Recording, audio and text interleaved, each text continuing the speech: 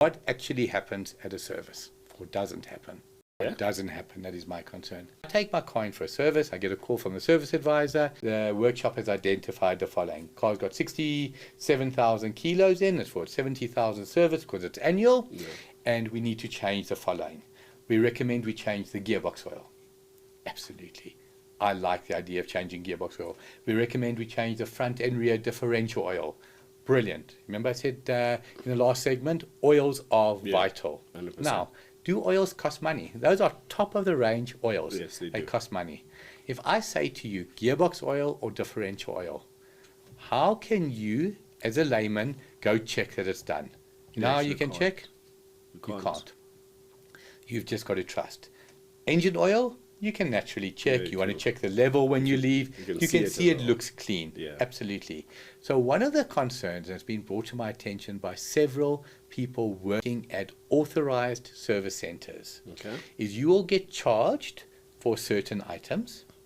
The labor gets charged for those items.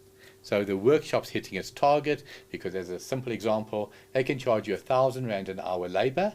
If they do the job in 30 minutes, no problem. They'll still charge you an hour. That's fine. But think about if they don't do the job. Now, they charge me for gearbox oil. They charge me for differential oil. They book it out. They have to book it out from parts. And simply put, the workshop technician takes that and goes home with it. He can go do a private job. That oil is worth 750 Rand at cost. He can charge 1,200 Rand. He's just made himself 1,200 Rand on that oil. Now, again, am I saying it's happening en masse? I don't think so. Is it happening? I will absolutely guarantee you. What is the solution?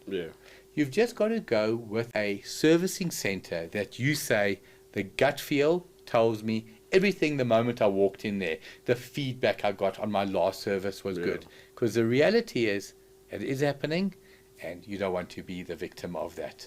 In the old days, every single garage would give you the physical parts that came out of your car. Now, think about this. I could give you 8 parts. How do you know it came out of your car? So if ever you're in doubt, mark those parts. I was about to say that, like, before it goes in, I'm going to open it up there by the oil filter, take a pen. 100%. Take a marker. Mark it. I want absolute peace of mind. I cannot repeat again and again. Oils are the vital protection. So now I think I'm looking after my car, and meanwhile, I'm actually not. The tip of the day is mark your parts if you're in doubt, where you take the differential oil out. There's a little screw. It's a little screw. Mark it.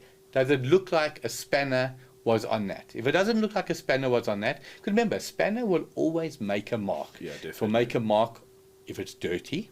It will make a mark if it's clean. If it's dirty, a little bit of grease, a little bit of road dirt, you'll see that the dirt's been interrupted. If it was clean, you'll see a little bit of scratches or something. A spanner's always going to make a little bit of scratches. So do that. Keep It or Change Cars, the motoring podcast with news, views, and interviews.